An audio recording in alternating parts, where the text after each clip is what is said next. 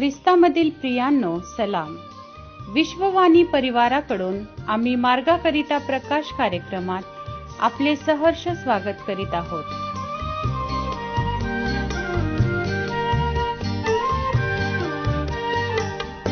जीवनाची फळे सुखदायक ही तव शास्त्री पाहे दिसताती.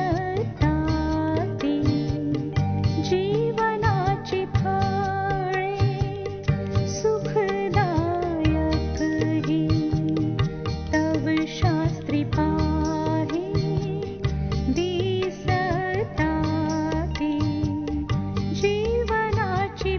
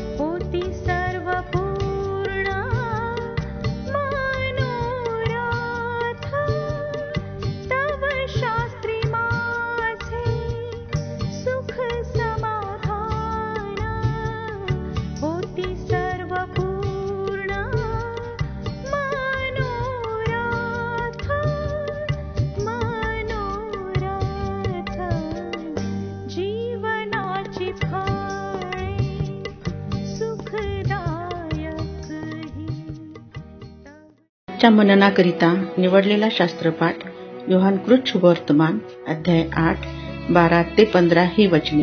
योहानकृत शुभवर्तमान अध्याय 8 12 ते 15 ही वचने. पुढे येशूने पुन्हा त्याचबरोबर बोलणे आरंभून म्हटले, मी जगाचा प्रकाश आहे.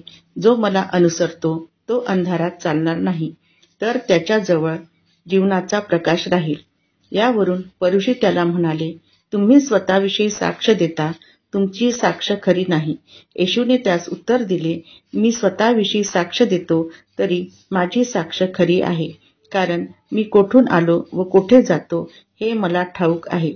मी कोठून येतो व कोठे जातो हे तुम्हास ठाऊक नाही. तुम्ही देहबुद्धीने न्याय करिता, मी कोणाचा न्याय करीत नाही. प्रभू परमेश्वर वाचलेल्या वचनाद्वारे आपला आजचा दिवस आशीर्वादित करो. प्रियांनो, सर्वांना प्रभू येशूच्या प्रिय आणि गोड नावामध्ये सलाम. आता जो शास्त्रभाग आपण या ठिकाणी वाचलेला आहे, योहानकृत शुभवर्तमान याचा 8वा अध्याय आणि वचने 12 ते 15 या वचनापर्यंत. या वचनामध्ये आम्ही पाहतो की प्रभू येशू ख्रिस्त मंदिरामध्ये शिक्षण देत असताना त्या ठिकाणी तो बोलत आहे, तो सांगत आहे की मी जगाचा प्रकाश आहे आणि जो मला अनुसरतो तो अंधारात चालणार नाही, तर त्याच्याजवळ जीवनाचा प्रकाश राहील. प्रियांनो, स्वतः देवाचा पुत्र या पृथ्वीतलावरती येऊन लोकांना शिकवत आहे, बोलत आहे, तो त्यांना सांगत आहे. स्वतः तारण त्यांच्या जवळ आलेला आहे, परंतु काही परुषी जे लोक आहेत ते त्या ठिकाणी त्याला विरोध करत आहेत. परुषी लोक त्याला म्हणाले की तुम्ही जी साक्ष देता ती तुमची साक्ष खरी नाही. येशूने त्यांना उत्तर दिलं, मी स्वतःविषयी साक्ष दिली तर माझी साक्ष खरी आहे, कारण मी कुठून आलो, कोठे जातो हे मला ठाऊक आहे. मी कुठून येतो व कोठे जातो हे तुम्हाला ठाऊक नाही. जे लोक आहेत ते देहबुद्धीने न्याय करतात, पण मी कोणाचा न्याय करत नाही, या ठिकाणी तो ठणकावून लोकांना सांगत आहे. प्रियांनो, खरोखर देवाने त्याच्या पुत्राच्या द्वारे आम्हाला प्रकाशामध्ये आणलेला आहे. जे अंधारामध्ये चालतात त्यांना बाहेर काढून प्रकाशामध्ये आणलेला आहे, आणि जे त्याचा प्रकाश स्वीकारतात त्याला तारण आणि जीवन हे प्राप्त होतं. आणि या लोकांना स्वतः तारणाची संधी चालून आली तरी देखील त्यांनी त्याच्यावरती विश्वास ठेवलेला नाही, त्याच्या वचनावरती विश्वास ठेवलेला नाही. तर प्रियांनो, आलेली जी संधी आहे ती गमावलेली आहे. आणि म्हणून देवाची स्तुती असो की आज प्रभू येशू ख्रिस्ताच्या द्वारे तारण, जीवन, प्रकाश त्याने आम्हाला दिलेला आहे. आमच्या पापांची आणि आमच्या अपराधांची क्षमा केलेली आहे, आणि नवीन जीवन त्याने त्याच्या पुत्राच्या द्वारे दिलेलं आहे. त्या लोकांनी त्याच्यावरती विश्वास ठेवला नाही, परंतु आम्ही पाहतो की तो स्वतः या ठिकाणी जगाच्या प्रकाशाविषयी बोलत आहे. तो स्वतः जगाचा प्रकाश आहे, आणि जो त्याला अनुसरतो तो अंधारात चालत नाही हे स्पष्टपणे सांगत असताना तरी देखील त्यांनी त्याचा स्वीकार केला नाही. परंतु देवाची स्तुती असो, जे देवाला न पाहता त्याच्यावरती विश्वास ठेवतात ते अति धन्य आहेत असं देवाचं वचन सांगतं.